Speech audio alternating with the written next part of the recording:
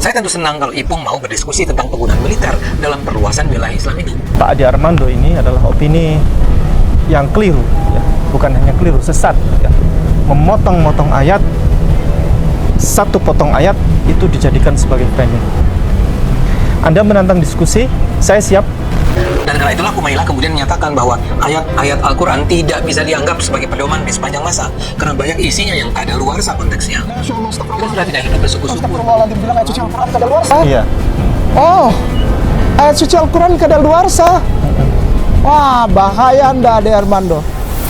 Bahaya.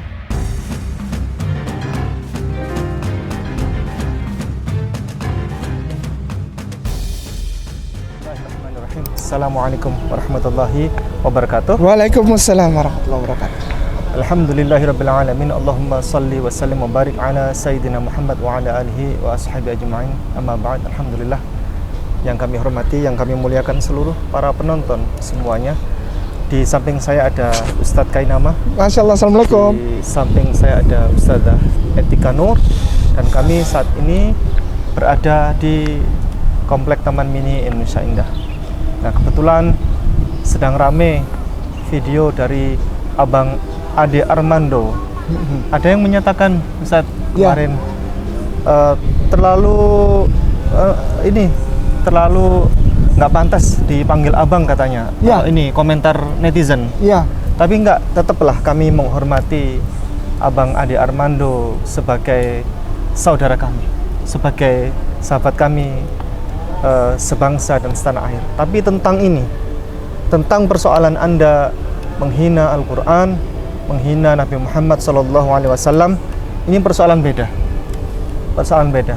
Nah, Ustadz K Ustadz K ketawa, Ustadz K tersenyum. Nah, dia ini Ustadz, dia ini Ustadz selalu membandingkan dan menggiring opini antara Islam dan Kristen, antara Nabi Muhammad dan Yesus Kristus alaihissalam. Nah, sementara Nabi Muhammad dianggap sebagai mempromosikan perang, itu kata-kata dia ini. Yesus Kristus dianggap sebagai pecinta damai, gitu kan?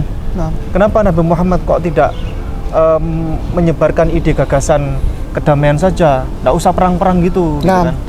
Nah, sehingga muncul banyak orang mengirimkan pesan kepada saya, bertanya, apa sih agama Pak Ade Armando ini, gitu. Ada orang Instagram saya, Ustaz. Saya juga bertanya itu sebetulnya. Agamanya apa? Ya saya jawab bahwa agama beliau itu adalah Islam katanya, kan? Islam menurut Pak Ade Armando sendiri.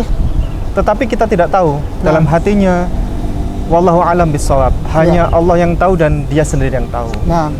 Cuman ini menjadi persoalan ketika dia selalu merendahkan Islam, merendahkan Rasulullah Muhammad, sementara untuk melindungi hal itu semua, untuk covering itu semua, dia mengatakan bahwa dia Muslim. Gitu. Seperti di sini, dia mengatakan nih, saya putarkan. Bahkan sama dia dikotakin besar, saya Muslim gitu. Saya adalah seorang Muslim. Sebagai Muslim, apa untungnya saya menyudutkan dan menjelekkan Islam, bahkan menggiring opini bahwa Muhammad bukan Nabi? Nah, itu bahkan sama dia ditulisin, saya seorang Muslim gitu, untuk merepresentasikan bahwa saya saudara Anda gitu, saya Muslim. Tapi pertanyaannya, kenapa Anda selalu merendahkan Islam dan menggiring opini bahwa faktanya bahwa Islam agama perang, gitu. Bahkan judulnya Pak Ade Armando, Anda membuat judul yang sangat kontroversial sekali, bahwa faktanya Islam agama perang, gitu. Nah, Anda mempersoalkan judul YouTube kami, video kami yang Pak Ade Armando mata-mata Kristen, begitu kan, thumbnailnya, Ustaz. Terus kemudian itu tanda tanya, Ustaz. Ada tanda tanyanya. Kemudian judul YouTube-nya itu besar sekali, Ade Armando masuk Kristen, tanda tanya juga. Itu adalah muncul pertanyaan, bukan hanya muncul pertanyaan dari saya pribadi, tapi muncul pertanyaan dari seluruh umat Islam. Seluruh umat Islam. Bahkan yang terbaru, menantang diskusi, Ustaz. Iya, wah senang ini. sekali. Menantang diskusi. Mari kita perlihatkan kepada orang banyak. Saya tentu senang kalau Ipung mau berdiskusi tentang penggunaan militer dalam perluasan bela Islam ini. Tapi yang terpenting untuk saat ini, kita sebaiknya bersepakat bahwa Islam memang tidak mengharamkan perang. Dalam Al-Quran memang ada ayat-ayat yang menyerukan perang terhadap kaum kafir. Bahkan dikatakan dalam Al-Quran, dimanapun umat Islam menemui kaum kafir, bunuhlah mereka. Nabi Muhammad memimpin pasukan 27 kali. Jadi opini yang disebarluaskan oleh Pak Adi Armando ini adalah opini yang keliru, ya. Bukan hanya keliru, sesat, ya. Memotong-motong ayat, satu potong ayat itu dijadikan sebagai framing.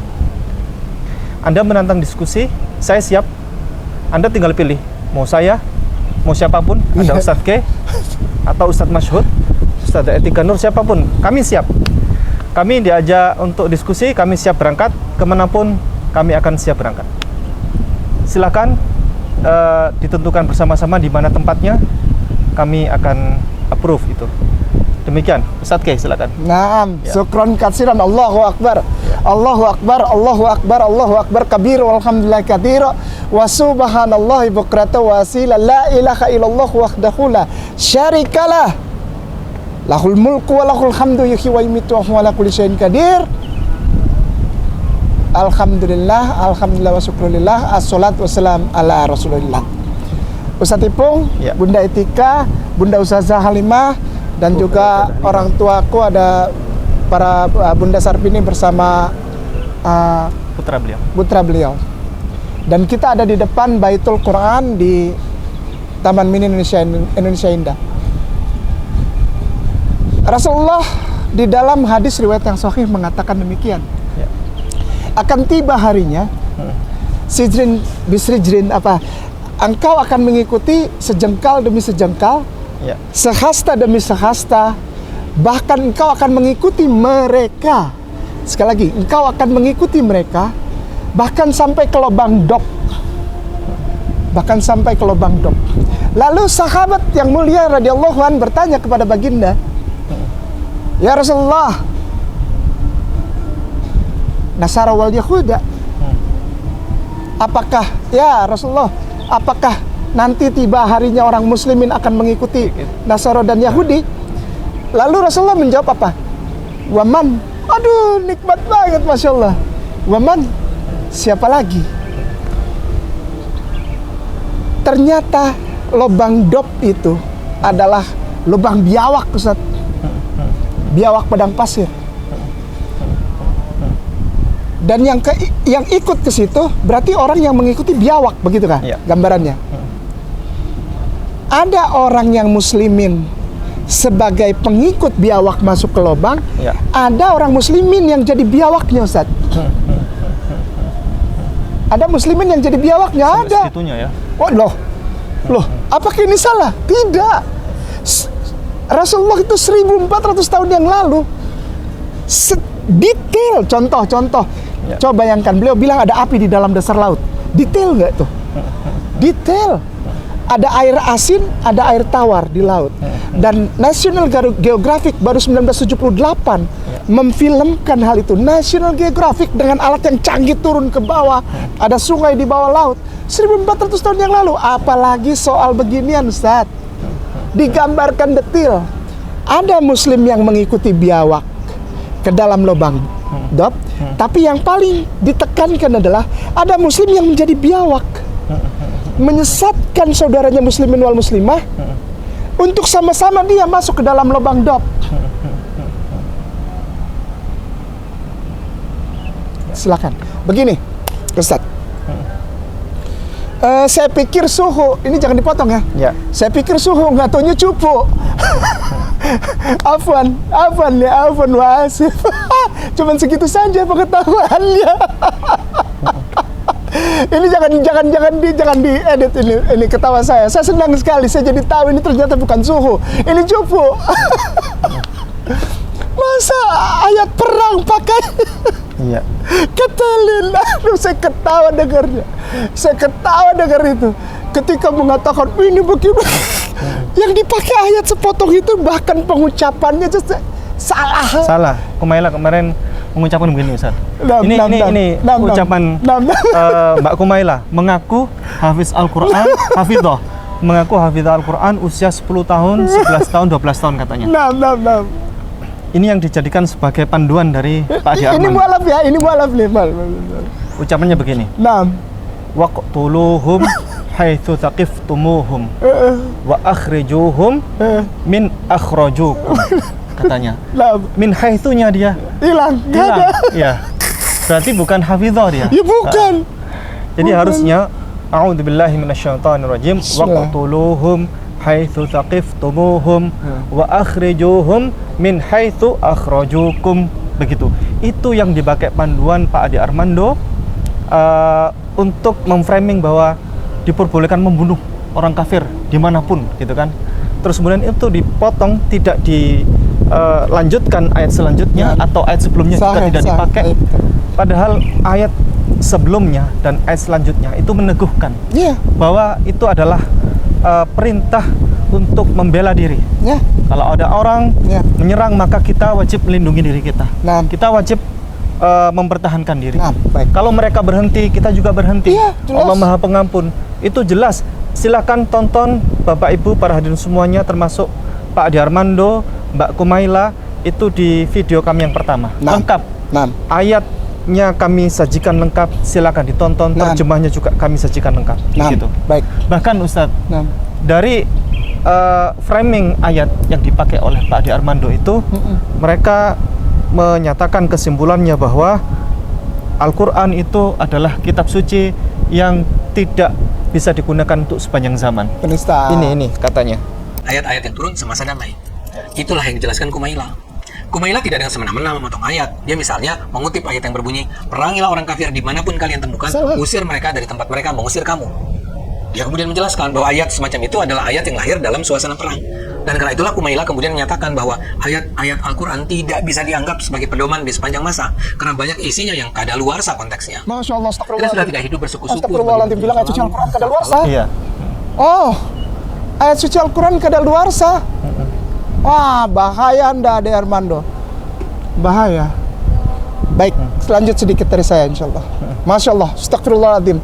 Astagfirullahaladzim. Alladzi la ilaha illa huwal hayyul qayyum wa atubu ilaih. Allah, ya Allah, ya Allah. Astagfirullahaladzim, astagfirullahaladzim, astagfirullahaladzim. Seperti yang tadi sampaikan bahwa Rasulullah sallallahu alaihi wasallam, baginda Sayyidina wa Maulana, telah memberikan kepada kita satu pemahaman yang luar biasa tentang hal ini, hal-hal yang akan terjadi pada akhir-akhir masa-masa bumi, di hari-hari kemudian menghadapi hari akhir. Yaitu apa? Di dalam hadis riwayat yang sahih dikatakan bahwa sejengkal demi sejengkal, sehasta demi sehasta, engkau akan mengikuti mereka bahkan sampai ke lubang dob. Lalu para sahabat radhiyallahu an bertanya kepada baginda yang mulia Sayyidina wa Maulana Rasulullah Muhammad sallallahu alaihi wasallam, apakah itu orang Nasara dan Yahudi? Ya Rasulullah. Rasulullah jawabannya pendek tapi luar biasa dahsyat. Masya Allah wa subhanallah. Ya Habibi, beliau cuma bilang gini, waman, Masya Allah, waman, siapa lagi? Dan siapa, katanya. Dan waman, siapa? Dan siapa? Lalu siapa lagi? Perhatikan, ini terjadi. Memang semenjak beberapa tahun yang lalu sudah terjadi, belakangan sudah terjadi. Tapi makin sekarang makin kuat. Kenapa? Karena banyak orang yang tidak tahan untuk menunjukkan jati dirinya.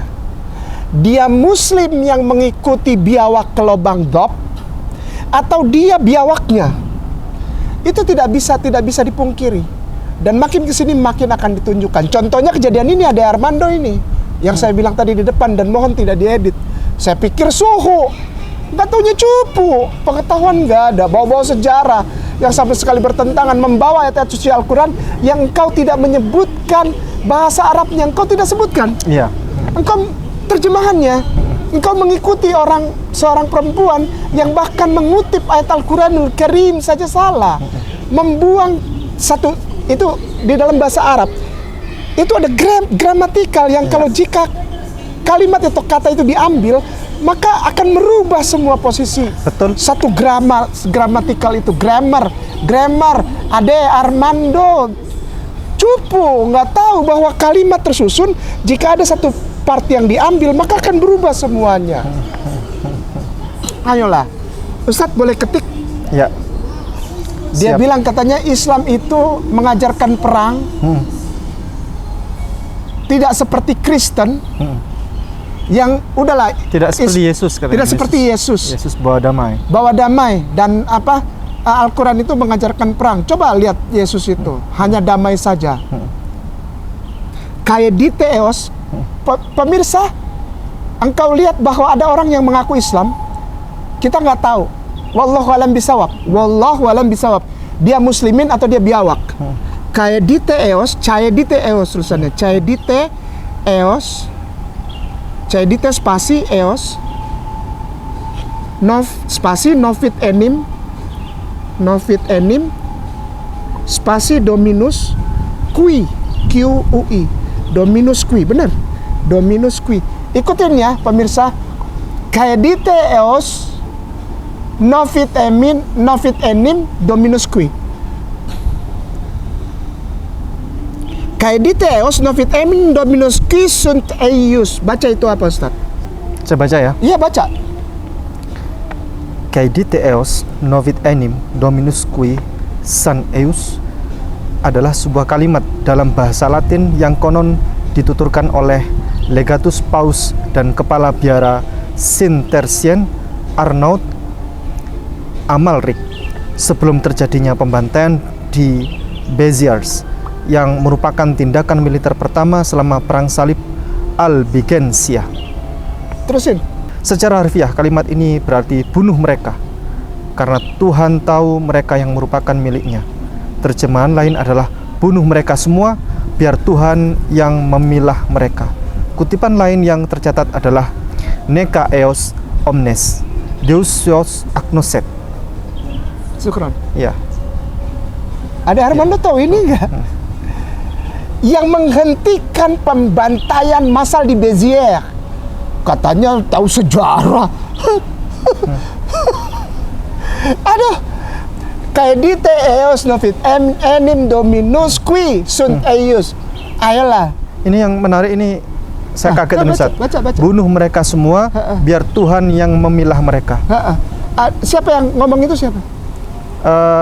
Yang ngomong adalah ini dituturkan oleh Legatus Paus dan Kepala Biara Cistercian Arnaud Amalric. Baik, dengar? Ada Armando dengar. Ini khusus jangan diedit untuk Armando. Saya pikir suhu kamu. Nggak ada apa-apanya. Ginian aja nggak tahu. Ini awalnya ini. Gambaran bahwa Islam tidak pernah memerangi bangsa lain. Caedite eos novit enim dominus qui sunt eius. Yang menghentikan ini apa? Caedite dulu. Jangan diedit. Caedite itu apa? Caedite adalah begini.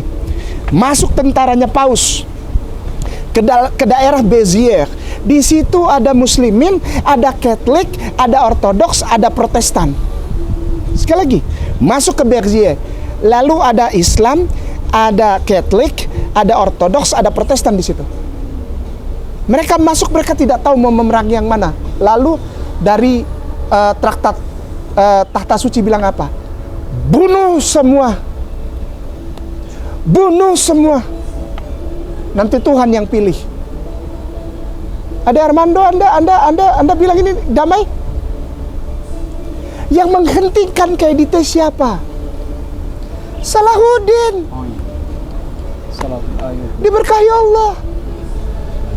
Ketika masuk lalu ada seorang raja dari Inggris yang pakai topeng karena dia sakit. Masih muda dia pakai topeng besi.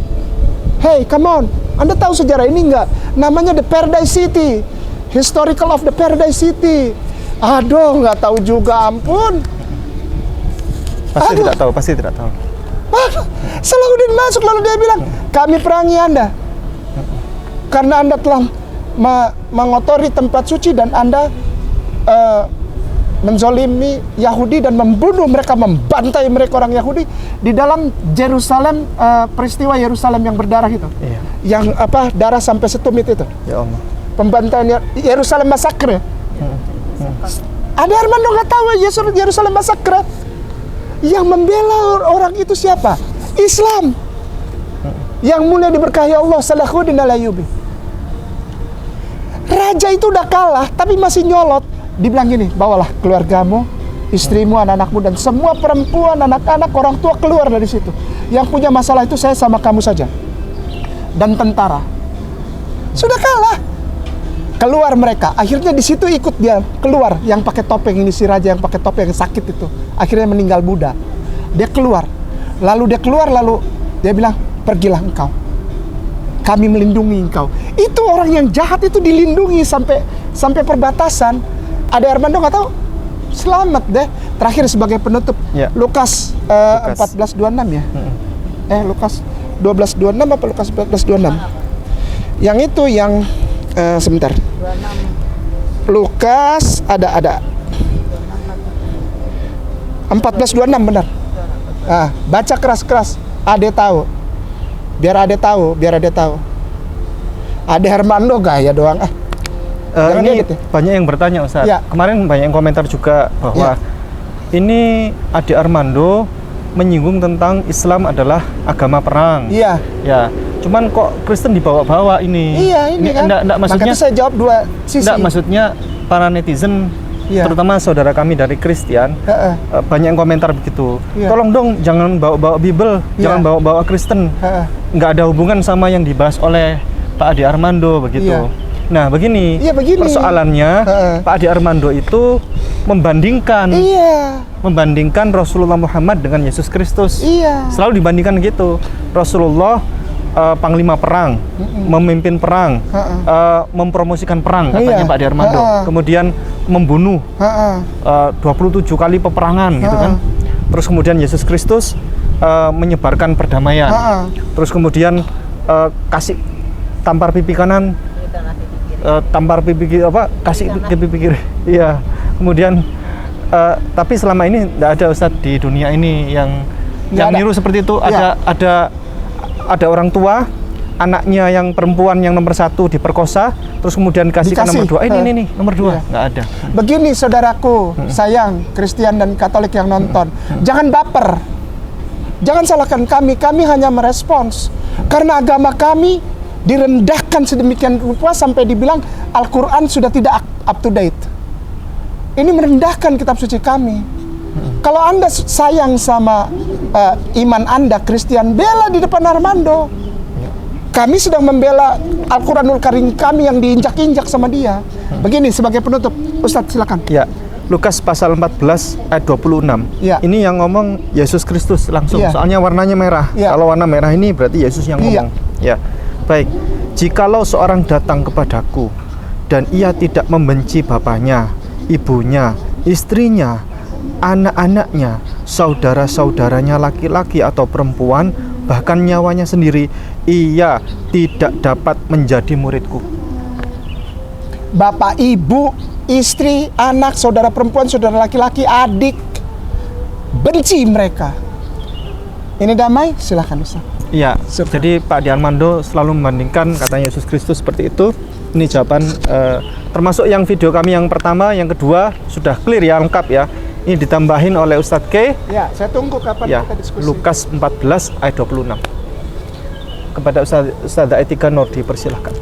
Ya, bismillahirrahmanirrahim. Assalamualaikum warahmatullahi wabarakatuh. Waalaikumsalam. Saya hanya ada 2 poin yang akan singgung sedikit. Yang pertama tadi membandingkan Rasulullah dengan Yesus ya, di mana Rasulullah itu sebetulnya ajaran Islam kan perang itu defense ya, mempertahankan diri. Memang dalam Al-Quran di surat Asy-Syura ayat 40 memang kita boleh membalas kejahatan yang serupa, yang seimbang, tetapi memaafkan lebih baik. Dan ajaran Kristen yang dikatakan oleh Ade Armando dalam Matius 5:39, Matius 5 39 ayat 39 memang disebutkan bahwa jika ditampar pipi kananmu, berikanlah pipi kirimu. Ya, misalnya juga di Roma 12:17, janganlah membalas kejahatan dengan kejahatan. Intinya, Ade Armando mau mengutip, bisa tidak Rasulullah seperti Yesus yang memiliki kasih begitu tinggi, sementara Rasulullah tidak memiliki kasih. Ya. Karena dalam Al-Quran kan kita boleh membalas kejahatan. Boleh membalas kejahatan, tetapi memaafkan lebih baik. Kalau dalam Kristen kan tidak boleh membalas kejahatan, tapi balaslah dengan kebaikan. Artinya jika ditampar pipi kirimu, berikanlah pipi kananmu, berikanlah kirimu. Nah, yang akan saya ini loh refleksi dari pernyataan ini akan saya bagaimana sih implementasi dalam kehidupan ya. Kenapa Islam boleh membalas kejahatan, memaafkan lebih baik? Seseorang misalnya yang seorang ayah yang anak dan istrinya diperkosa dan dibunuh, dalam Islam itu boleh membalas kejahatan tersebut, boleh membalas. Karena boleh membalas, maka ada institusi hukum ya, ada pengadilan, ada jaksa, ada hakim, ya kan, ada polisi. Dalam rangka kita boleh membalas ya. Kalau dalam Rasulullah dulu namanya kodi-kodi, pemutus musyawarah. Nah, karena boleh membalas, maka ada wadahnya. Di negara kita pun boleh membalas gitu. Bukan berarti tidak boleh membalas. Oh, penjahat yang membunuh bukan berarti dia harus dikasihani, tidak, tapi boleh membalas, tentu memaafkan lebih baik. Nah, itulah yang namanya boleh membalas. Kenapa boleh membalas? Pertama, untuk memberikan keadilan kepada keluarga korban, betul kan? Yang kedua, dia untuk memberikan efek jera kepada pelaku kejahatan. Itu tujuannya ya. Bahkan di Amerika pun tidak semua kejahatan yang canggih pun bisa dicari pelakunya gitu kan. Nah, kemudian yang jika ajaran Kristen memang tidak boleh membalas kejahatan, maka tidak perlu institusi hukum gitu ya. Nah, tidak perlu polisi, tidak perlu pengacara, tidak perlu hakim. Ya. Itu aplikasinya ya. Jadi aplikasinya maksudnya memang Islam bukan ajaran yang tinggi sekali, jangan membalas kejahatan, balaslah kejahatan dengan kebaikan, tetapi ajaran yang rasional, maksudnya yang applicable gitu loh, ya, bisa diterapkan. Nah, kemudian saya akan menyinggung ini pernyataan Karen Armstrong ya, tentang, kan beliau sangat terkenal ya, Karen Armstrong, bagaimana pendapat beliau tentang Rasulullah ya. I think he is an example of huge courage and commitment, an example of what one person can do with the help of the sacred, with the help of the divine, but with your own human inspiration too. Jadi menurut pandangan dari Karen Armstrong, Nabi Muhammad adalah seorang yang memiliki keberanian dan komitmen besar ya, dengan meminta pertolongan pada Tuhannya, dan juga dengan bersama dengan inspirasinya sebagai manusia ya, berdasarkan inspirasi manusia. Nah, terakhir ya yang dia sebutkan begini, I think his kindness to his wives, his kindness to children, his loving care of animals, his devotion to his companions, and the fact that he was constantly moved to tears when he saw suffering, never in any moment of his life did he cease to be less than a human being. Jadi kindness, kebaikannya kepada istrinya, kepada anak-anaknya, kepada sahabatnya, kepada binatang ya, pengabdiannya kepada masyarakatnya, dan fakta bahwa dia selalu menangis jika ada seseorang yang menderita ya. Jika dia sendiri juga dalam penderitaan, tidak menunjukkan dalam hidupnya tidak pernah dia meninggalkan sisinya sebagai seorang manusia yang agung ya, seorang manusia human being, benar-benar dia seorang manusia. Itu menurut Karen Armstrong ya, bukan menurut Ardrey Amando loh ya. Saya bicara menurut Karen Armstrong ya. Yang kedua, jangan lupa bahwa kita tahu Harvard University adalah universitas terbesar, hukumnya kan terkenal ya, di mana Barack Obama di sana. Di situ ada Faculty of Law. Di fakultas hukum itu dia ada entrance hall, pintu masuk, Ustaz, pintu masuk. Di situ ada quotes tentang kata-kata bijak tentang hukum. Nah, di situ yang menjadi kita takjub adalah ada satu quotes yang diambil dari surat An-Nisa ayat 135. Ya. Di situ dalam bahasa Inggris tentunya ya. Nah, kalau bahasa Indonesia saya ketup sebagian aja. Wahai orang-orang yang beriman, jadilah kamu penegak keadilan dan saksi karena Allah. Walaupun kesaksian itu memberatkan dirimu sendiri, ibu bapakmu, atau kerabatmu, dan seterusnya. Artinya Islam memang menegakkan keadilan. Betul. Nah, artinya kenapa Harvard University mengutip ayat dari Al-Quran, kalau dianggap Al-Quran sudah tidak berlaku lagi gitu kan, sudah out of date, dan kenapa tidak ditulis ambil dari sisi Yesus Kristus saja, jika ditampar pipimu berikanlah yang kanan, kan begitu. Ini adalah salah satu pertanyaan ya, Iya. mengapa harus Katanya sudah tidak. ini terjadi. Oke. Ya, that's why itu Iya. saya sampaikan perlu dikaji lagi. Mungkin karena itu yang poin kedua saya sangat mendukung jika Pak Ade Armando ingin berdialog Baik, langsung berdialog. berdebat Mari. dengan Ustadz Ipung ya, untuk mengklarifikasi ini.